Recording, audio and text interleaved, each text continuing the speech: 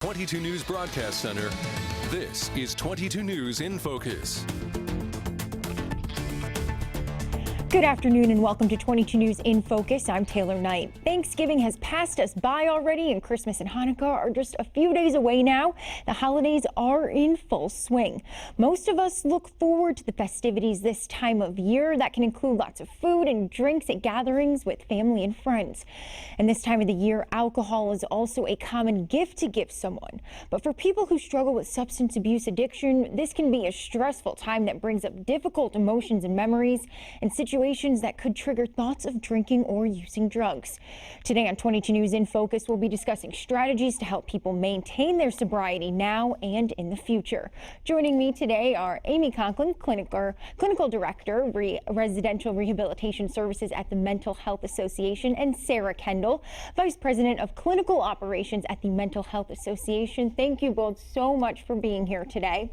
So what are some of the different types of stresses that people may experience during the holidays this time of year? Absolutely, great question. There are a number of things that get attached to the holidays.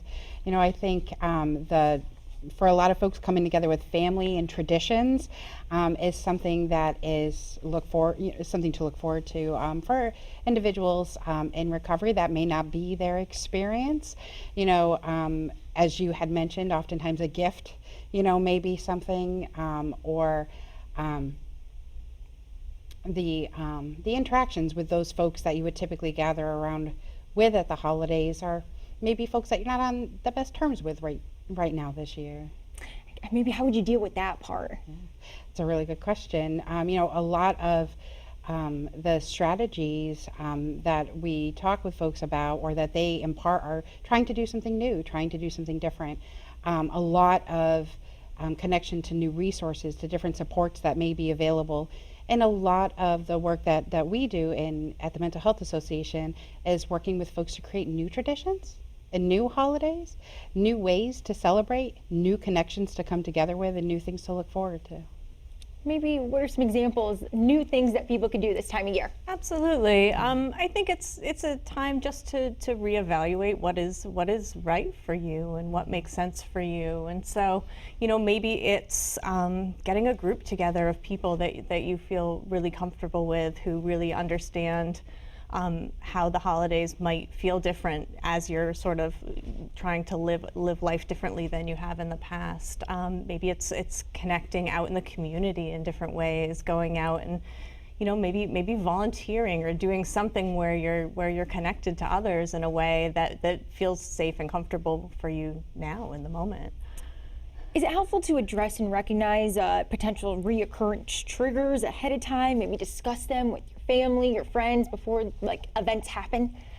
That's a great strategy. I think the opportunity to identify those things that for each of us may be a little bit more stressing than it might be for somebody else, and being able to identify that within yourself or within that individual and having the opportunity to talk to a family or loved one ahead of time is very, very helpful. It also gives them an opportunity of how they may be able to be helpful, be more patient, have different expectations. What are maybe some types of expectations that create stress this time of year? Any expectations? Yeah. I think for all of us, I think the holidays bring a lot of expectations. I think we sort of respond to events that we maybe feel like we should be at. I think we feel the pressures of, you know, financial pressures. We feel the pressures of just having to show up and feel a certain way, right? I think there's a lot of expectation around the holidays being joyful, and for some people, especially I think in early recovery, are sort of trying to rediscover what that means, and so that the expectations of, you know, having to show up and maybe not feeling you know, in the same way that everyone else is, and then how do I try to be there and then still feel, you know, feel the way I'm feeling and try to be okay. Yeah. So, yeah, how do you change those expectations? It's got to be hard. Yeah, I think communication and planning, as Sarah said, is one of the most critical pieces of this. Being able to communicate to people what my needs are, being able to set some boundaries and say, I'm not sure if I can do that right now, and to be okay with that. But I think the planning and the communication are important. If I can anticipate what might happen or how I might feel or what this might be like, then I can kind of help people to know how to help me. So maybe for people who are newly sober and maybe they haven't seen family in a while, some family members might not know about this. How do you suggest going back telling people about this? I think a lot of support around those conversations, that would include what folks feel ready for. Oftentimes change happens incrementally. So the change this year may be supporting folks with how to not engage in drinking if that's something that happens at a family occasion. And that's the first step. The first step doesn't necessarily have to be the open conversation. It could be, I think, incrementally working toward those changes, having that open conversation with the folks that feel safe, to be able to have that conversation with, but really doing that in collaboration with the support can be tremendously helpful. If a conversation doesn't go the way you hoped, you have someone that you could call. You can maybe have somebody join you. So we've been talking kind of about drinking so far, but there's other stressors this time of year. There's gambling, you mentioned shopping, financial, what are some of these other stressors this time of year? Well, I think, this time of year has a lot of expectations in our society, to have that perfect Hallmark season, and for a lot of folks that's just unrealistic. A lot of spending, feeling the need to spend a lot, to engage in a lot of holiday parties and, a lot of things that would, outside of that time of year, be something that you're working very hard to do something different. Eating, for instance, eating healthy, and during the holidays that can be difficult. Next to impossible sometimes. Absolutely. Right. So it's keeping, I think, all of those different components in mind, that the holidays don't have to be a month or two where what you feel is good and healthy for you has to change. All right, so when we return, some advice on how to maintain your sobriety during the holidays. You're watching 22 News in Focus.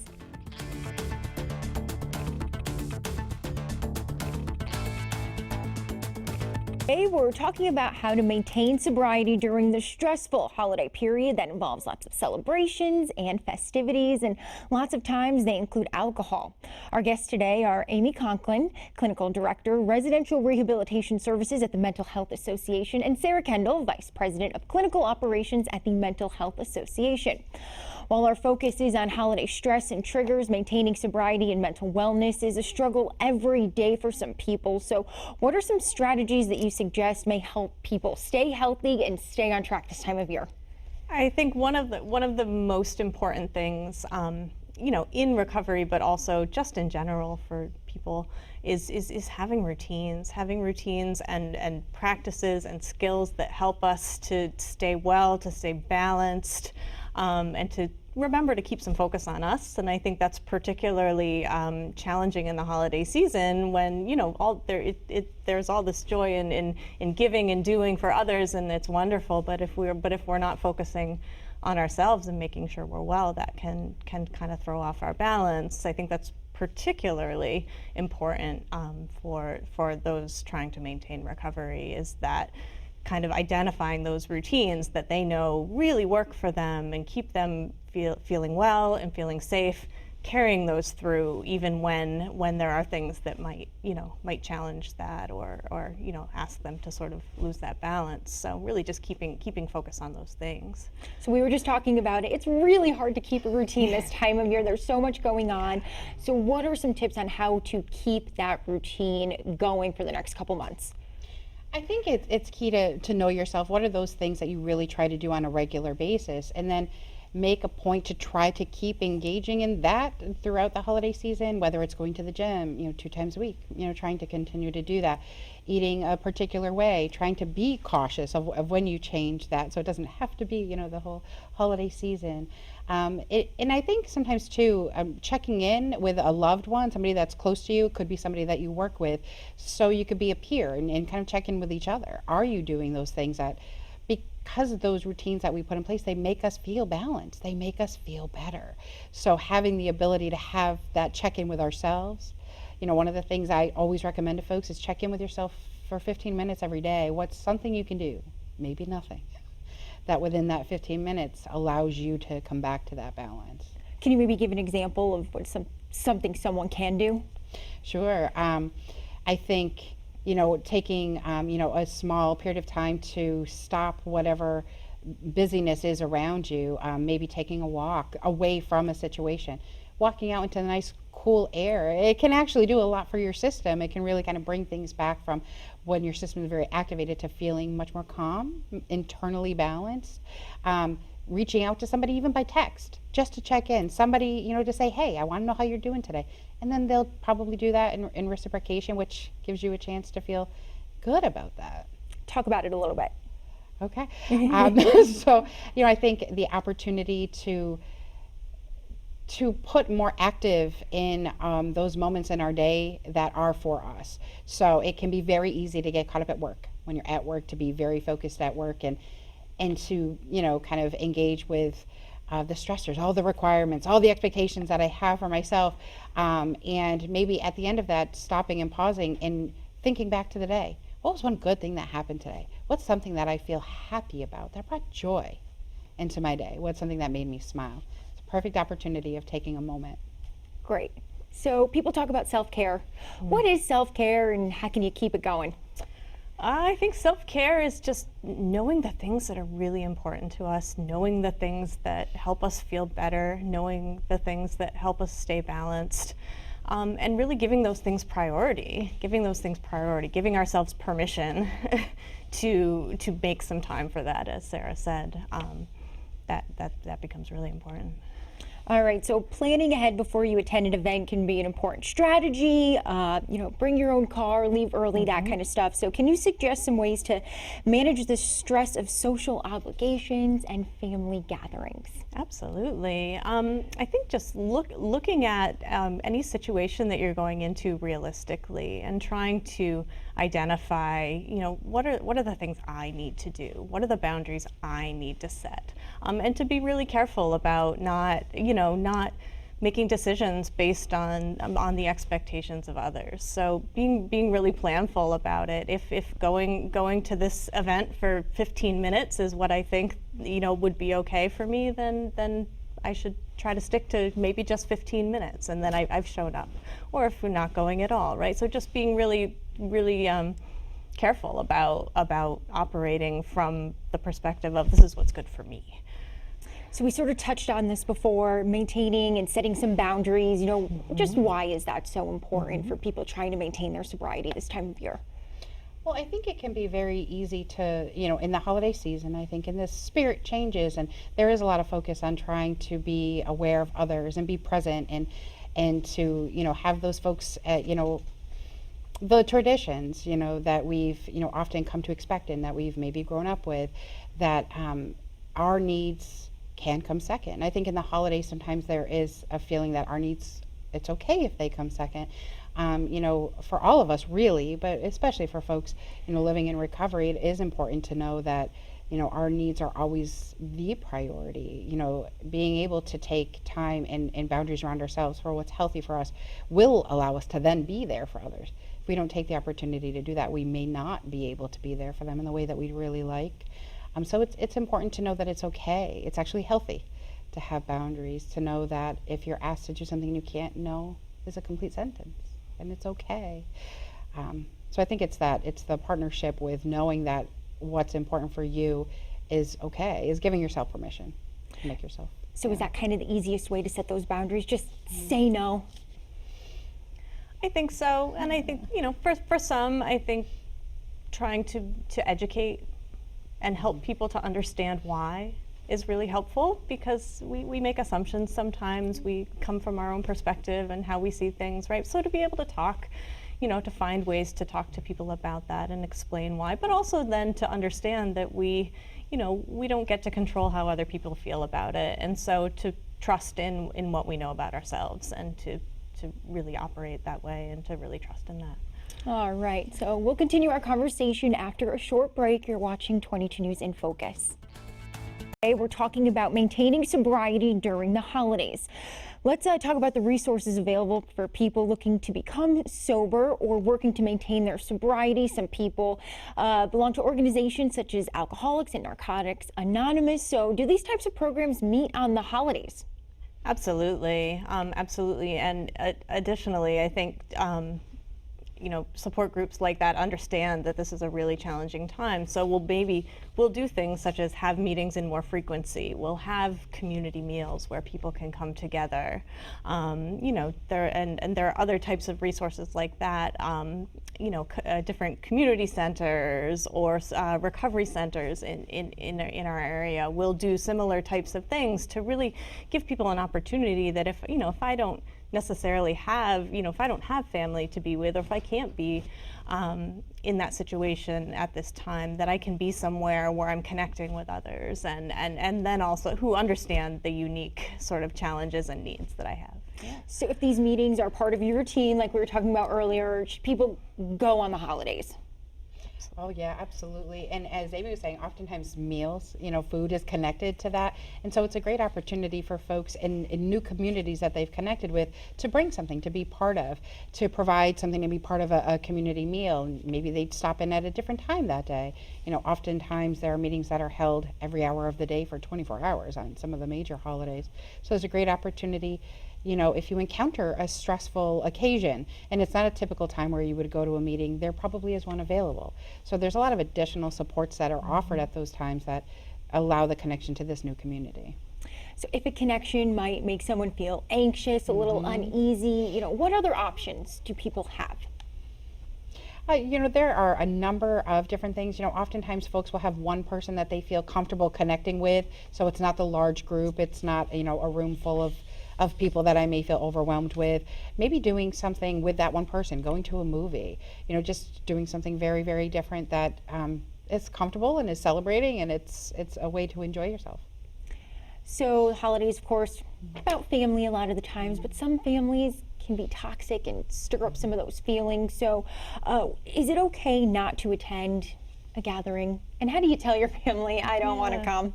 Absolutely, absolutely. And again, I think it goes back to the idea that, people really have to, be in control of their choices and know how it will impact them. And I think there's lots of ways to be able to, acknowledge your own needs without being hurtful. And again, coming back to that, like a little bit of education or understanding of, I want you to understand, that this isn't about you, it's just about what I need right now. And to be in a place where they can find ways to talk about it and to help people understand.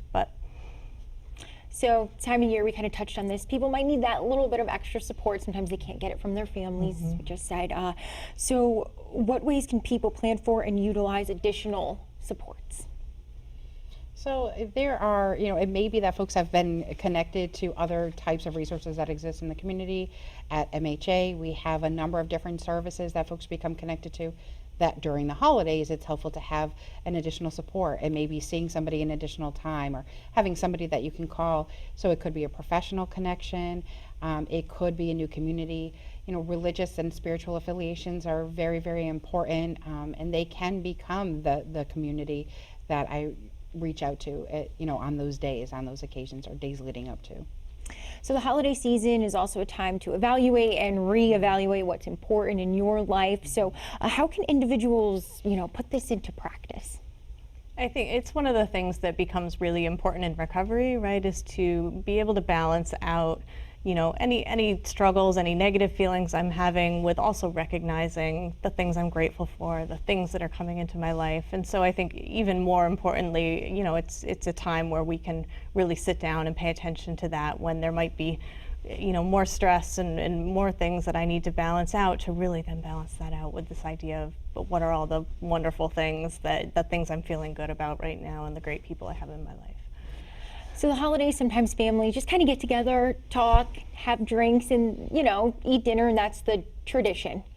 Are there any other examples? We sort of touched on going to the movies, that kind of stuff that people can concentrate on, maybe family members with someone who is trying to stay sober, what they can plan for instead? I think sometimes new traditions, looking at doing something a little different this year. For some folks it may be that they don't have family connections, so they have new friends that they bring together, and that small family does something new, creates a new tradition. Or it may be with the family that you have these long-term traditions, creating a new tradition and being thoughtful and purposeful, I think, about that, having that communication, talking about what folks might like to do that's just new and different, so everyone gets to be involved. And what tips do you have for family and friends to help support someone who is working on their sobriety, especially this time of year? To listen and to try to understand, and to give that person permission to let you know what they need, to let you know what they don't need, and to let you know what is difficult, and to really be open to hearing that and understanding that they're working a new process and trying to create new things, and to really just be open to hear that.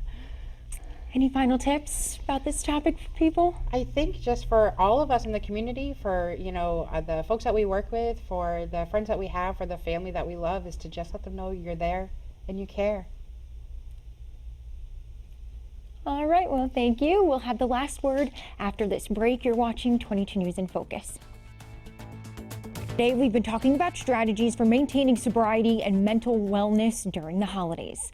That's our program for today. We want to thank our guests for joining us, and thanks to you at home for watching. If you missed any of this, you can watch it in full on our website at WWLP.com. From all of us here at 22 News, we wish you a safe and happy holiday season.